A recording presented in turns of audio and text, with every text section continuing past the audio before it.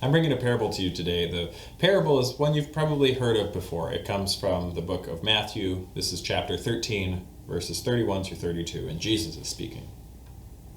Jesus put before them another parable. The kingdom of heaven is like a mustard seed that someone took and sowed in his field, and it is the smallest of all seeds, but when it has grown, it is the greatest of shrubs and becomes a tree, so that the birds of the air come and make nests in its branches. I really like this parable because it talks about something that is so central to Christianity.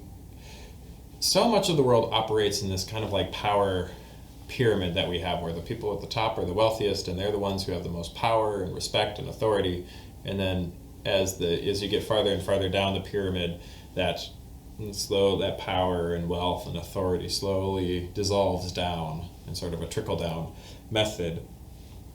And Christianity really does flip that on its head, or rather it kind of squashes that pyramid. It puts people on an even level. That's one of the things that Jesus is talking about in this parable. The mustard seed is very small, and as a result you would think not very much could come of it.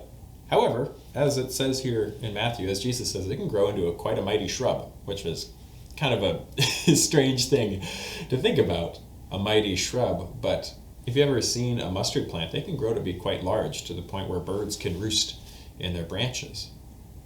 That's not something that you would expect from something so small. And that's part of the kingdom that Jesus is talking about here. That our kingdom is not based on wealth or status or who's the tallest or the best looking or any of that stuff. That the way that we function as Christians is fundamentally different. We have a radical egalitarianism, that we certainly have roles of certain people who are appointed to be over others, but that doesn't mean that anybody's value is more than anyone else. Luther talks about this when he writes about the priesthood of all believers. That's why in our bulletins you'll see that under, I think it's ministers, it has all of the congregation.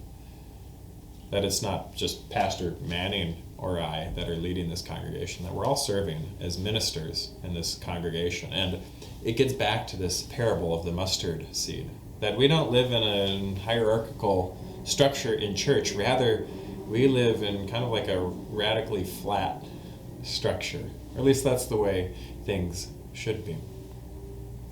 It's a beautiful parable. It helps flip things on its head.